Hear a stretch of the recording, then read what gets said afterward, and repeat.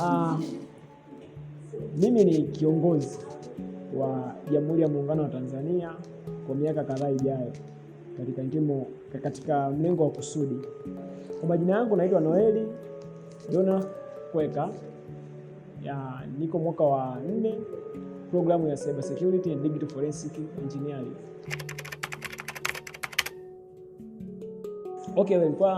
Kwa safari ya maisha ya chuo nikifikiria toka nilipoanza mwaka wa kwanza mwaka 2022 mpaka sasa, kuna namna naweza nikasema pasipo Mungu maybe nisingefika hapa nilipo. Kulikuwa kuna safari nyingi hapa na pale, kuna changamoto mbalimbali kwenye kusoma. Kuna muda nilikuwa naona kabisa nakata tamaa, hususan nilipokuwa mwaka wa 2 semester ya kwanza. Mambo kuna namna fulani yalikuwa magumu, lakini Mungu ni mwema. Katika changamoto zote hizo niliweza kuvuka, lakini safari kimsingi haikuwa rahisi. Kulikuwa kuna changamoto nyingi sana mpaka kufikia mwaka huu wa 4.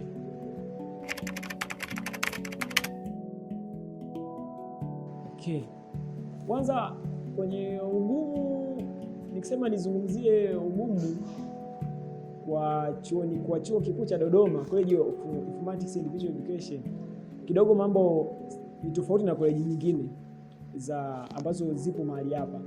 Kidogo masomo yanakuwa, tunapoanza mwaka wa kwanza, kwa wale ambao hatuna background nzuri kwenye masuala ya kompyuta, kidogo inakuwa ni changamoto katika namna hiyo, tofauti na wale ambao wanasoma masomo ya sheria au masomo ya Kiswahili maybe, kwa sababu tayari walikuwa na background. Lakini kwa wengine ambao hatakuwa na background ya kompyuta, kufika chuo kwa mara ya kwanza unakutana na kompyuta, ndio unaanza nini maana kompyuta, kuwasha, kuna hizo changamoto kwa sababu ya historical background kwenye programu ambayo ninaisoma, kwa sababu pia sikuwa na watangulizi ambao walisoma kozi ya namna hii. Kwa hiyo unaweza kukuta kwenye familia mimi ndio wa kwanza na ambaye natengeneza njia. Kwa hiyo kuna namna fulani kwenye basic za kompyuta ilikuwa ni changamoto wakati nafika mwaka wa kwanza, lakini Mungu ni mwema na usiwe ukata tamaa. Ninachoamini kwamba ukata tamaa ni adui wa Mkristo.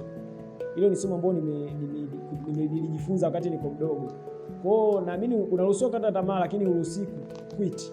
Kwa sababu utakapo quit maana yake utawaaminisha wale ambao walikuwa wanaamini kwamba hutafika pale, wakaamini walichokuwa nakifikiria ni kweli.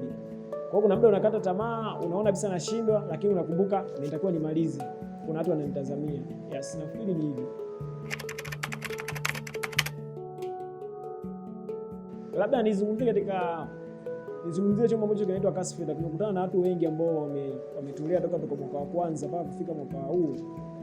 Wao ni watu ambao walifanyika baraka sana. Kuna mtu ambaye napenda kuacknowledge sana, anaitwa Blaza Blight. Yeye ni ameshamaliza, ni engineer kwa sasa hivi by professional. Ni mtu ambaye nilipokuwa napitia changamoto za kielimu alikuwa karibu.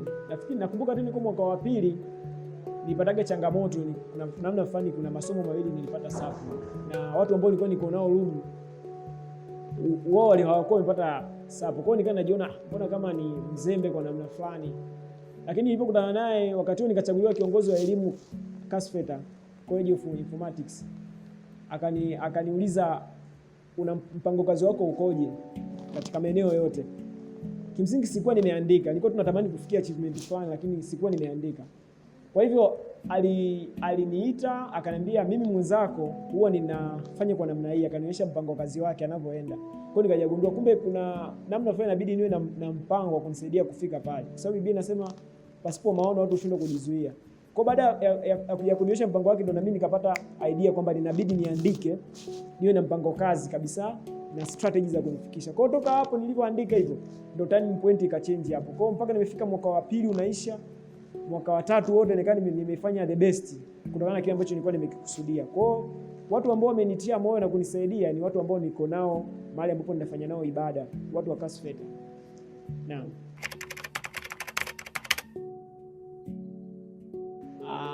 Kimsingi kwangu mimi naweza nikasema boom. Sasa nisizungumze kwa katika mlengo wa kujiinua. Yaani mimi naamini usipokuwa mwaminifu kwa kidogo, hata kwa kikubwa huwezi kuwa mwaminifu vile vile. Ndio hicho ambacho ninaamini. Lakini ambacho kinafanya wengi boom nisitoshe, labda kwa ambao wamepata asilimia chache za mkopo, kwamba inabidi alipe ada, amepewa ada kidogo, ndio changamoto zinakuja za boom. Lakini naamini ni issue ya management. Mimi nishajipambanua kwamba maisha yangu ni ya kiasi gani. Kwa hiyo sitataka kuishi maisha ambayo anaishi mtu mwingine. nimeshafahamu mimi maisha yangu, level yangu kwa siku nitatumia shilingi 4,000, shilingi 3,000, kwa hiyo nitabalance katika kiwango cha 3,000. Ninakula ugali maharage labda na mboga za majani ambapo nyumbani ndio chakula ambacho kinaliwa, ni common. Kwa hiyo siwezi nikaishi maisha ambayo mtu mwingine anaishi.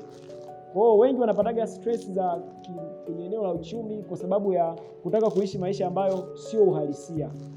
Lakini kimsingi kama mwanafunzi anaweza kalipiwa ada ya kutosha, nafikiri boom linaweza kwa namna fulani likasaidia. Japo siwezi kusema lisiongezwe, kitokea chance ya kuongezwa, hata mimi mwenyewe napenda liongezwe.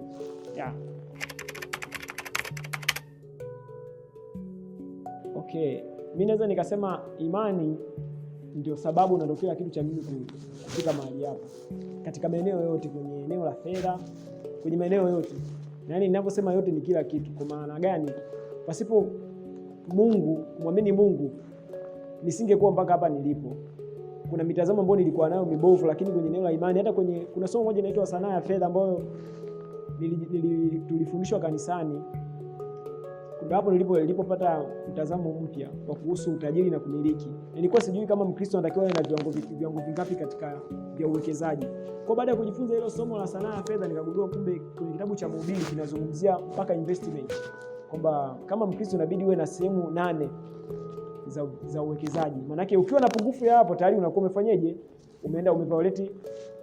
Umeenda kinyume na Biblia ambavyo inazungumzia. Kwa maana gani? Unatakiwa kutegemea investment moja. Kwa maarifa hayo niliyapata kutokana na kwenye eneo la imani. Pia na watu ambao walijaribu kutufundisha kwenye eneo la fedha, uwekezaji. Wengi kwa tunaamini Kristo ni kuwa na maisha magumu, maisha ya kulalamika. Lakini kimsingi Mungu anatarajia, kwa sababu Biblia inasema mali, fedha na dhahabu zinatoka kwa Bwana. Nafikiri katika msingi huo.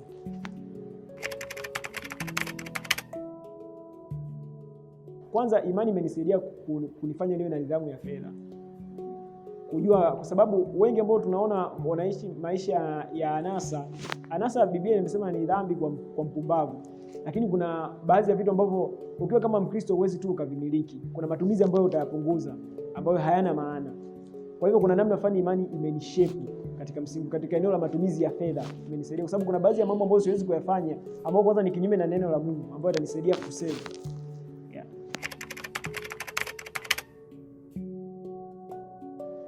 Okay. Hiyo ni changamoto kubwa hususani kwa hata mimi huwa inanitafakarisha. Lakini ambacho ninaamini kwamba ajira hakuna kama ambavyo inazungumzwa, lakini kazi zipo. Kuna tofauti kati ya ajira na kazi. Kwa ambacho ambacho kinatofautisha ni namna ya mtazamo ambao upo. Mimi ninachoamini ni kwamba kazi nitapata. Inawezekana ndio nisipate ajira, lakini kazi nitakuwa nayo ya kufanya.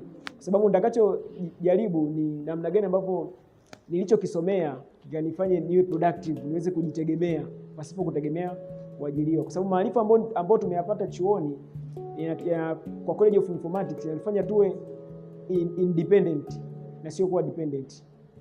Exact.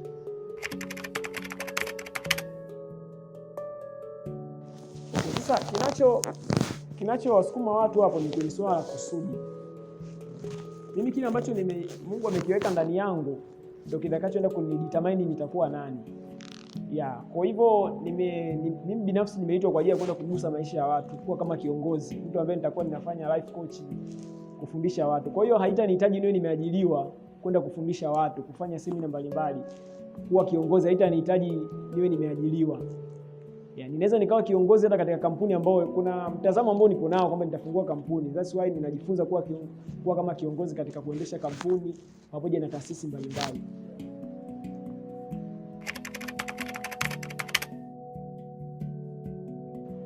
Okay. Sasa kwenye swala la mahusiano ni eneo nyeti. Ninachoamini mahusiano yana nafasi kubwa ya kufanya ukarudi nyuma kwenye masomo au kaendelea mbele. Inategemea unahusiana katika namna gani. Sababu kila kitu kinategemea msingi wa maarifa. Kusoma kitabu cha Zaburi sura ya 11 mstari wa 3 nasema hivi, kama misingi ikiharibika mwenye yake atafanya nini? Kwa hiyo kitu ambacho kinatokea kinategemea na msingi ambao uko nao na maarifa sahihi ambao uko nao katika eneo hilo. Kwa hivyo kama ukichukulia mahusiano kama ni sehemu ya kwenda ya enjoyment, inaweza kidogo ikakuathiri na kurudisha nyuma, kwa sababu mahusiano yanatumia muda. Utahitaji muda. Umpe muda huyo mtu ambaye unahusiana naye. Kwa sababu vitu ambavyo vinafanya mahusiano yaharibike ni mawasiliano. unaweza ukaangalia kuna muda unaweza kutumia masaa 2, 3 katika kuzungumza na huyo mtu. Na wakati ukiwa binafsi, kwa mfano maana yake uko single, unaweza kutumia muda katika kujiendeleza. Lakini mahusiano ni mazuri kwa sababu inaenda kama umeweka katika mtazamo mzuri na kufuata taratibu za kiimani, inatusaidia kwenda kufikia kwenye kujiendeleza kusudi. Sababu kwa mfano kama si wa kiume, sisi ndio tunaobeba kusudi. Mwanamke anakuja kupush. Kwa hiyo it is better ukatafuta mtu mapema ambaye atakusaidia kupush. Lakini kwenye eneo la academy wapo ambao wanasoma, nimeona hapo kwenye mahusiano wanasaidiana sana, wanawezeshana. Lakini nimeona wapo ambao wapo kwenye mahusiano, watu wanakuja kuachana wakati wa mitihani, unakuta mtu kabisa anafeli. Kuna baadhi ya watu ambao kwa baadhi ya college za jirani wamejitupa kutoka kwenye ghorofa ya 4 mpaka ya chini. Hizo zote ni changamoto sasa kwenye upande wa negative side. Lakini kwenye positive side wapo watu ambao tumekuwa nao hata hapa Kasfeta, ambao miongoni mwao alikuwa ni kiongozi wetu, alikuwa ni mwenyekiti wetu wa miaka ya nyuma wakati tunakuja mwaka wa kwanza. Kafanya vizuri tu kwenye mahusiano, yanalelewa na mchungaji, anafahamika, at the end of the day wameendelea na wanasimamiwa na mambo yanaenda vizuri na wamesoma, walikuwa wanasaidiana. Kwa hiyo inategemea na mtazamo wa mtu na maarifa sahihi aliyokuwa nayo mtu kuelekea kwenye eneo la mahusiano. Kwa hiyo iko hivi.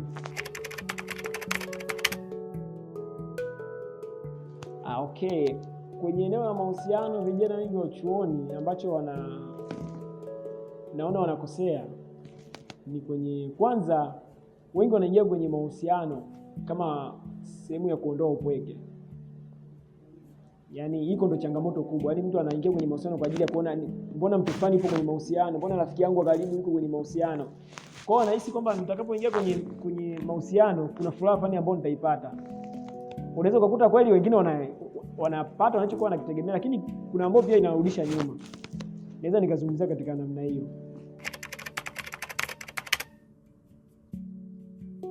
Mimi namshukuru Mungu kwa sababu chuoni ndio eneo pekee ambalo nimekuja kujengeka na kukua zaidi. Kimsingi, yani wakati natoka advance O level nilikuwa nimeokoka mwaka 2009, wazazi wetu walipookoka na sisi tukajikuta tunaingia kwenye wokovu. Lakini rasmi nilipoanza kujitegemea binafsi na kusema sasa naanza safari ya wokovu, ilikuwa nilipokuwa niko kidato cha 5 baada ya kupigika masomo kuwa magumu. Nikaona hapa bila Mungu sitoboi. Kwa hiyo nilianza kumpenda Mungu na kukaa na Mungu kwa sababu nilikuwa najua kuna namna fulani nitarudi nyuma. Kwa hiyo nilikuwa naona kabisa na feli na matokeo yangu yalikuwa magumu. Sije kumuonyesha mzazi wangu matokeo ya advance, nilikuja kumuonyesha ya mwishoni kwa sababu najua pengine singetumia kwa kitu mali. Yalikuwa ni matokeo ambayo yalikuwa yanapesesha. Alafu cha ajabu nilikuwa ni mwenyekiti. Kwa hiyo unakuwa chair, alafu matokeo ni magumu. Huwezi kufundisha hata kuhusu kufaulu. Lakini Mungu ni mwema, alinisaidia. Lakini nilipokuja chuoni nilikaa nasikia watu wanazungumzia kuhusu purpose, kuhusu kusudi. Nikaa nashindwa kuelewa namna gani nitalijua kusudi. Kwa mwaka wa kwanza sikuweka nguvu sababu mwaka wa kwanza bado nilikuwa bado na ule form 6. Lakini nilipofika mwaka wa pili nikaanza kuwa na bidii. Yaani nitambue mimi ni nani. Ndio kuna kitu fulani ambacho nilikuwa nacho ambacho toka niko mdogo, kuna mtu mmoja alishaniambiaga kanisani. Akaambia huyu mtoto huyu ana kitu ambacho kinaitwa influence. Kuna kitu kimoja kinafanyika cha kijinga, ilikuwa nikiwaita wenzangu ni watoto wote nilikuwa nawakusanya. Kwa hiyo kikachuo nilikuwa na negative kwamba kwa nini wenzako wote wanakusikiliza hata kwenye mambo ya kijinga, kwenye mambo mazuri. Kwa hiyo nikaa naona kuna hiyo kitu ambayo inaitwa spirit ya kufanya wengine wakawa wananifuata. Nilikuwa niko mdogo lakini ukuta kundi kubwa la watu wengine ambao mpaka wenyewe wakubwa mna huyu kijana mdogo tu anafanyaje? Anawafuata. Kwa hiyo iko kitu nikaa kinakuwa kinaendelea. Sasa nilipofanya field ya mwaka wa 3, maana yake mwaka 2025 around mwezi wa 9 hivi, mwezi wa 8. Nikaa nasoma kitabu kimoja cha Joeli na Nauka. Ni mtu ambaye huwa ninajifunza sana kutoka kwake. Ninatamani kufikia achievement zaidi ya kufika pale alipofika. Kwa vitabu vyake nikaanza kujenga utaratibu wa kusoma vitabu kwa sababu sio wengine wengi background zetu hazijatujengewa kusoma vitabu. Kusoma ni labda vitu vya darasani, labda na Biblia. Kwa hiyo niliposoma kile kitabu inaitwa Core Genius, kutambua uwezo wako. Kwa hiyo nikaa nasoma kile kitabu. Kile kitabu kimezungumzia vitu vingi sana. Kuna watu ambao wako vizuri kwenye mathematics, kuna watu ambao wako vizuri kwenye kuongea. Kwa hiyo nikaangalia akajazungumzia, japo pia nilikuwa nilifunga, nilimwambia Mungu. Nilikuwa pia na ndugu yangu mmoja anaitwa Tumaini Jonas. Tulikuwa tunakaa naambia kusudi yako, anasema kaka nina struggle na muomba Mungu nijue. Kwa hiyo tukato tunaulizana kwenye homa eneo, lakini hiyo siku mimi nikamwambia kwa furaha kwamba kaka mimi nimeshajua mimi ni nani. Sasa guess what, baada ya kusoma hiyo kitabu siku hiyo ilikuwa ni usiku nimaliza kukisoma, nikaa nimewekea eneo la field ambayo ilikuwa ni hapa chuoni nifanyia College of Informatics. Nilipoenda pale ofisini ambapo nipo na wenzangu nikaa napiga nao story. Wakati huo mimi nishajua kwamba mimi nimeitoka kwenye maeneo ya leadership. Yaani nina hiyo influence ya kukaa na kuzungumza watu nikapushi jambo, kwa sababu hata kuna task ambazo unapewaga kasfeta za kusimamia jambo, unakuta yani inafanyika kwa moyo. Kwa hiyo una ile nguvu ya kuweza kuambia watu, kuonyesha kwa watu zile vision, na watu wakaona ya kitu natakiwa kiende hivi. Na hiyo ndio sifa ya kiongozi au visionary, yani yale unayoyaona uyaweke kwenye picha ya wale unaoongoza. Kwa hiyo asubuhi tulipoenda nikapiga story na wenzangu pale, nikapiga nao story. Sasa kuna muda nikamwambia mimi naomba niondoke niwaache. Kaniambia unaondoka nini? Hebu kaa tupige story bwana. Sasa dada mmoja hivi anasoma telecommunication akaniambia, kwa hiyo wewe una kitu fulani inabidi yani wewe kwenye eneo la uongozi na siasa uko vizuri. Sasa hapo ndo nikaconfirm, jana nimetoka kusoma kile kitabu na nikatambua mimi nimeitiwa kwenye eneo hilo. Kwa hiyo yeye alipoenda kuconfirm nikajua basi ili ni eneo ambalo mimi ndo nifanyeje, nimeitiwa. Lakini yote niliingia kwenye maombi, kwa sababu kusudi tunalipata kwa Mungu, kwa sababu Mungu ndo ambaye ametuumba sisi. Ni kama unapoenda kununua pikipiki, kuna kitu ambacho kinaitwa user manual, inakuonyesha kwa Mungu yeye ndo ametuumba, ndo anayo manual ya sisi. Kwa hiyo ili kulitambua kusudi lazima turudi kwa Muumbaji, kwa sababu ndo ana ile manual ya sisi ni nani. Kwa hiyo tukifika kwake Mungu sisi nani, atakufunulia manual. Wewe ni huyu hapo. Kwa hiyo hutatumia muda mwingi sana kufanya analysis au research kwa watu. Utajua wewe ni nani na ni wapi unatakiwa uende. Kwa hiyo ikawa kwa namna hiyo. Mwamini Yesu. Yaani mimi role model wangu ni Yesu. Na ndio mtu ambaye najifunza kwake. Kwa hiyo nikiona mtu anapitia changamoto, nitamweleza njia ambazo mimi nimeweza kuzitumia. Kitakachotulinda kwenye mahusiano ni kukaa karibu na Mungu. Yaani wengi chuoni wanatukutwa na mambo magumu mno, ni kwa sababu gani? Hawako karibu na Mungu. Kwenye eneo tuanze la mahusiano. Mahusiano, ukisoma kitabu cha Miles Monroe, kitabu kinachoitwa Waiting and Dating, ni miongoni mwa kitabu kizuri sana ambacho kimezungumzia mahusiano. Kuanzia kwenye dating, Biblia inazungumzia nini, mpaka kwenda kwenye marriage. Kwa hivyo kama mtu anapitia changamoto, kwanza turudi kwenye Biblia inazungumzia nini kuhusu mahusiano. Lakini kingine ambacho naweza nikazungumzia, wengi tunaingia kwenye mahusiano kwa sababu hatujui lengo la hayo mahusiano ni nini. Unaweza ukajikuta unahusiana na mtu ambaye hahusiani na wewe, lakini kimsingi ukaona upo kwenye mahusiano, lakini unahusiana na mtu ambaye hahusiani na wewe. Hiyo ndio changamoto. Unahusiana na mtu. Mimi nikitaka kuwa na mahusiano na mtu, sipo kwenye mahusiano by the way, na sisemi mahusiano ni kitu kizuri, lakini nikitaka kuingia kwenye mahusiano na binti, nitakuja kumpa makusudi yangu mimi, ni kusudi ambalo Mungu ameniitia mimi nini. Mungu ameweka kitu gani ndani yangu. Kwa hiyo nitakacho kumwambia bwana, mimi changu ni hiki. Kama anaweza tutaenda. Kama hawezi niambia it's okay, nitatafuta mtu mwingine. Lakini kitu kikubwa, anza kwanza kwenye eneo la mahusiano, anza kwanza kuingia kwenye maombi. Kwa sababu kuna kitu alizungumzia Miles Monroe, kuna kitu kinaitwa need and choice.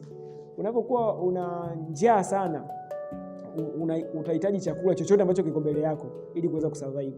Kwa hiyo utaangalia ubora, usafi wa chakula, kina ubora gani. Lakini ukija pale unapokuwa upo katika sehemu mazingira ambayo upo comfort, yani una utulivu, unaweza kuchagua sana kufanya choice kwamba sitakula protein, nitakula kwa sababu ya kuweka labda balance diet. Kwa hivyo hata Adamu hakurequest. Ndio maana mwisho wa siku, japo alikosea, mwambia Mungu, mwanamke ulionipa, lakini kimsingi ni kama alikuwa anaona mbona kama nimejitosheleza. Kwa katika eneo ambalo la kuwa single, ni eneo ambalo inabidi uwe umeshajitosheleza. Kwanza ni eneo la kujijenga kibinafsi, la kujitengeneza mwenyewe. Kabla ya kutafuta mtu sahihi, make sure ni sahihi. Usistruggle kutafuta mtu sahihi wakati wewe bado hujajifanya kuwa nini, kwa mtu sahihi. Si ni sawa? Hiyo ndio kwa mtazamo wangu. Kwa hiyo kabla mimi kwenda kumtafuta binti, lazima nihakikishe, je, mimi nina misingi, naijua neno la Mungu. Neno la Mungu linasema nini kuhusu mahusiano? Kwa sababu kizuri zaidi kwa Biblia hamna sehemu ambayo imeandika umri wa kuoa mwisho ni upi. Kwa hiyo itakuja labda kutokana labda kufika labda miaka 20 ngapi, ni ushauri ambao tunashauriwa na viongozi wetu makanisani, lakini ni eneo ambalo mimi nalichukulia kwa uzuri, kwa sababu unapoingia kwenye mahusiano ni mtu ambaye nitaishi naye miaka yangu yote. Yaani nitakula naye, akiumwa niko naye, kila kitu. Kwa hiyo najiuliza, mtu ambaye nitakuwa naye, nitalala naye wakati wote, nitakula naye, akiumwa niko naye. Kwa hiyo siwezi kufanya maamuzi kwa hisia, kwa sababu kwenye eneo la mahusiano au eneo la kuingia kwenye kuhusiana na mtu, eneo la mapenzi, sio eneo la hisia. Ni kitu ambacho kinaitwa choice. It is not a matter of feeling. Ni swala la kufanyaje, la choice. Kwa sababu katika watu wote mpaka unamselect kwamba huyu mimi ndo nitaenda naye, maanishi kwamba hakuna wengine ambao wana ubora. Hapana, lakini unaona kabisa huyu nitaenda naye, nitamvumilia. Kwa hiyo ni swala la kuchagua, sio eneo la kwenda kulichukulia kwa hisia. Nafikiri katika namna hiyo kwenye eneo la mahusiano. Lakini kwenye eneo la kielimu, kama nilivyosema, kila kitu kwenye hii dunia kinahitaji kupambana. Yaani uzuri Mungu anasema ananyeshea mvua wenye haki na waovu na wasio haki. Kwa hiyo swala wewe kuandaa shamba na kulima, hiyo sio swala la Mungu. Kwa hiyo kuna wengi ambao unaona kabisa kasfeta kanisani wanalalamika. Lakini ungesema vipindi umeingia vingapi? Nimeingia kimoja. Mungu sio dhalimu, Mungu hapendi watu wazembe. Kwa sababu hata shetani mwenyewe hatumii watu wazembe, anatumia na science. Anataka watu wanaosoma, wanao struggle wenye focus. Kwa hiyo mimi kuna kipindi ambacho kuna baadhi nilikuwa napitia struggle kwenye masomo, lakini nikienda kwenye maombi, wewe vipindi uendi. Yaani wewe bidii ni ndogo. Kwa hiyo automatically zipo principles za kawaida za kidunia ambazo ukizitumia utatoboa. Kama ambavyo kuna zipo kategori 3 za hekima. Kuna hekima ya kimungu, hekima ya kibinadamu na hekima ya shetani. Kwa kwenye hekima ya kimungu ile ni ambapo unafanya vitu mpaka tu unasema huyu jamaa amebarikiwa. Lakini kuna hekima ya kibinadamu kwamba atakayesoma atafaulu. Kwa hiyo ili ufaulu lazima usome. Hakuna kutiana moyo. Usipotimiza majukumu yako kama mwanafunzi huwezi kufanikiwa. Mimi nilipoanza kuweka strategy, nilipoanza kusoma, weka kwenye group discussion, ndio hapo nikaanza kufanikiwa. Kwa hiyo Mungu, Roho Mtakatifu anakukumbusha. Utakumbushwa kitu ambacho ukijui. Yaani kumbuka kitu ambacho je kukisoma. It is impossible. Labda tu neema ya Mungu tu ifanyike. Lakini usiposoma kwa bidii huwezi. Kwa hiyo kikubwa ni kufocus, kujua wapi unataka kwenda. Ukishajua unaenda wapi, kuna vitu hutavifanya. Jua kabisa wewe uko bora eneo gani. Kama darasani unaweza kusikiliza ukaendelea, safi. Lakini mimi najua lazima niwepo kwenye discussion. Ndio nakumbuka kwa haraka. Kwa hiyo lazima nitatumia discussion kama platform nzuri. Kuna mwandishi mmoja wa vitabu kama sikosea anaitwa Vilfredo Federico Damaso. Kama sikosea akasema hivi, kwenye 80% ya matokeo kuna visababishi vya 20%. Kwa hivyo matokeo yote unayoyapata wewe ya 80%, kuna vitu vya ambavyo ni 20% ya mipango ndio vimechangia. Kwa hiyo jua kabisa ni vitu gani katika hizi strategy 20% ya mambo ambayo nikiaacha haya siwezi kufika. Kwa mfano mimi najua nikimwacha Mungu siwezi kutoboa. Kwa katika 20% iko kitu kipo. Nitakuja na kusoma kwa bidii, vipindi na discussion. Kwa hiyo mengine yatakuwepo ni ya ziada. Kwa hiyo nikikamilisha 20% ya hizi best strategy ndio zitanipa matokeo ya 80%. Nafikiri katika namna hii. Kwenye swala la kifedha, eneo la fedha ni eneo ambalo ni nyeti sana. Tunahitaji elimu. Kwa sababu mimi mwenyewe nilianza kujifunza zaidi kwenye eneo la fedha nilipokuwa mwaka wa 3. Baada ya kujifunza somo la sanaa ya fedha, kuna kitu ambacho kinaitwa main panel. Tulikaa kama wanaume wa kasfeta. Watu walikuwa wanaonyesha mipango ambayo wamefanya. Kuna watu walikuwa wamenunua viwanja, wamenunua mashamba. Binafsi nikajitafakari. Kwa nini wenzetu wameweza? Fedha tunayopewa ni hii. Kuna jamaa mmoja anaitwa Obadia, mtu ambaye rafiki yangu sana, kabla za banjo. Wao jamaa akaniambia mimi nina bili ya mchana, nina bili ya ngano. Sasa kwenye bili ya ngano nikasi sijamuelewa. Yaani unaweka bili ya kununua mandazi.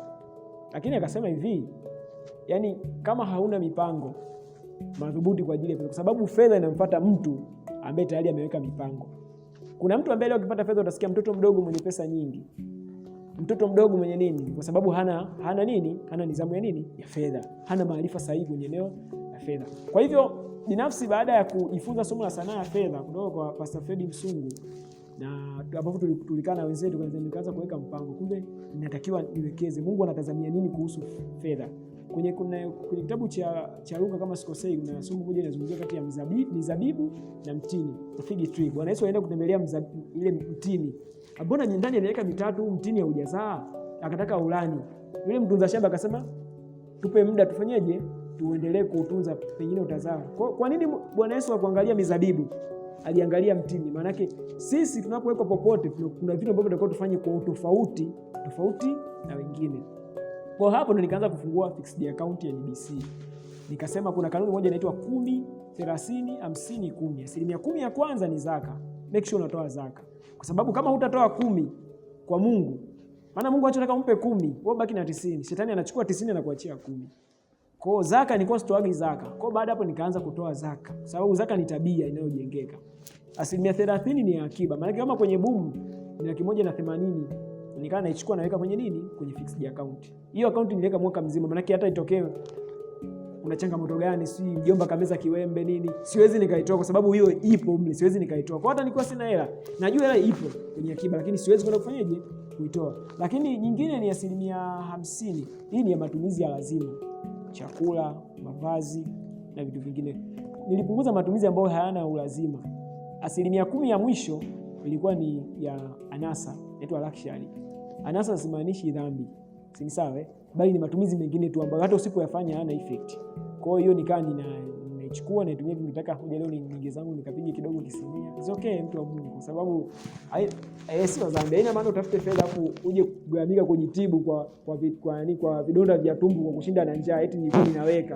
Hainakuwa ina maana. Kwa hiyo nikajifunza hiyo kanuni, nikafungua fixed account nikaweka. Nikajifunza pia kwenye maeneo ya UTT ambako kuna mfuko tayari ambapo nataka nianze kuweka fedha. Kwa hiyo nilianza kujifunza kwa sababu naamini Mungu anataka na sisi tumiliki.